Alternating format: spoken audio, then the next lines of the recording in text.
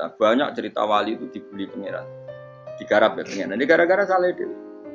Saya pernah cerita dan itu ada di hikam betul di kitab itu. Itu ada wali itu tukang hamal. Hamal itu manol di pasar, itu tukang angkut. Jadi kalau ada orang bawa barang berat diangkut dia, terus misalnya kalau dulu mungkin ya ke kereta atau ke singkat cerita terus diupahi. Setelah dapat apa dia pasti pulang karena dia hanya butuh makan satu piring karena dia tirakat makan satu piring untuk ibadah 24 jam. Singkat cerita dia ngeluh, ya Allah, kamu tahu, engkau tahu saya ini pecinta engkau. Saya ini hanya butuh makan satu piring untuk kuat sholat.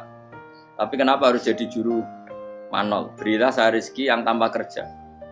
Nah, selang sekian hari dia dituduh maling, terus di penjara, terus dapat rezeki tanpa kerja. Dia ya Allah kenapa jadinya gini? Kan kamu minta rezeki tanpa kerja. Ya itu penjara itu rezeki tanpa kerja kan. Jadi Allah memperlakukan para walinya itu memang unik. Ya kadang dibully. Sehingga dalam cerita-cerita kenabian, kata Qadiyat itu, nggak ada orang yang sering dibully Allah kayak nabinya. Karena nabi itu orang yang dicintai Allah. Jika salah sedikit saja itu, cara pangeran itu, cara kampus itu digarap, pokoknya dipelonco, pokoknya salah sedikit. Misalnya begini, Nabi Yakub itu kan nabi. Dia mungkin nyon sewu nggak tersadar nyembelih anak sapi itu di depan indukannya. Ya beliau mungkin spontan saja, Pak. Kalau kamu yang melakukan pasti tidak ada hukumannya karena Allah tidak pati peduli sama kamu, sudah lah. Artinya nggak peduli, salah pantas saya nggak jelas ya gitu. Tapi ini Nabi. Ketika itu terus indukannya sapi tadi, ya Allah, Yakub itu kekasihmu. Saya tidak berani sama dia karena dia kekasih. Tapi saya tetap menuntut keadilan.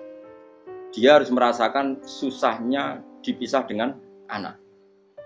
Meskipun dia tidak nuntut rasanya roh anak sebelah itu tidak se ekstrim itu. Sapinya itu hanya nuntut, ya Allah, dia harus merasakan sakitnya terpisah dengan anak.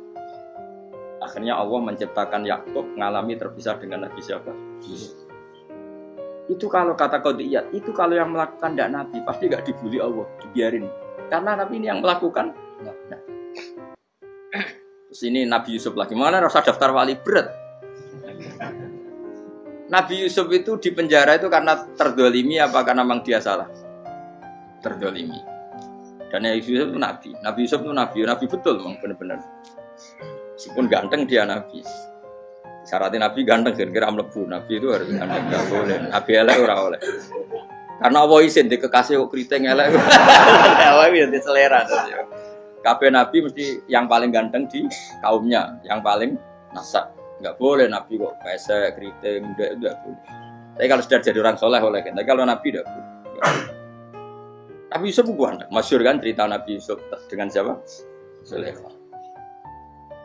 Dan belum ada orang dalam keadaan darurat masih cerdas kayak perempuan. Jadi singkat cerita, ketika Yusuf diajak Zulaikha selingkuh enggak mau kan keluar dari kamar. Dalalah kebetulan wa alfaya sayyidah rajal. Itu si Zulaikha tadi spontan langsung bilang, wahai suamiku, apa hukuman orang yang ingin menodai keluargamu? Itu wong wedok. Padahal dia agak terencana, dia pun nggak bayangkan kepergok suaminya. Itu dalam keadaan kepergok itu masih cerdas.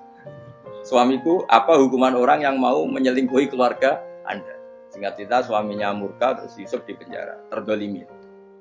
Ketika di penjara, kemudian Yusuf punya keahlian mentakwil mimpi. Kan tadi suaminya Zulaikha itu tidak sampai raja ya, kira-kira PM atau menteri. Raja itu punya mimpi yang bisa nakwil itu hanya Yusuf. Singkat cerita terus utusan raja datang ke Yusuf dan takwilan Yusuf terbukti benar. Tapi Yusuf ini seorang nabi, saya ulang lagi Yusuf seorang nabi dia tapi ya manusia. Bilang gini ke utusannya, coba bilangkan ke raja kamu di penjara ini ada orang yang di penjara secara terzalimi yaitu saya.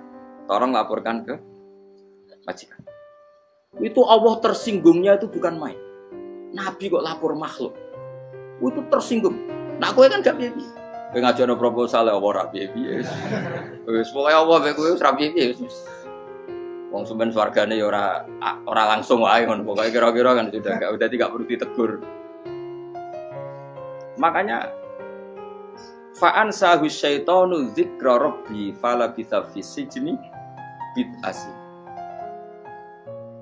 Maka Allah mentakdirkan utusan raja tadi itu lupa melaporkan peristiwa Yusuf ke raja tadi. Sehingga raja gak pernah dengar kalau ada orang di penjara karena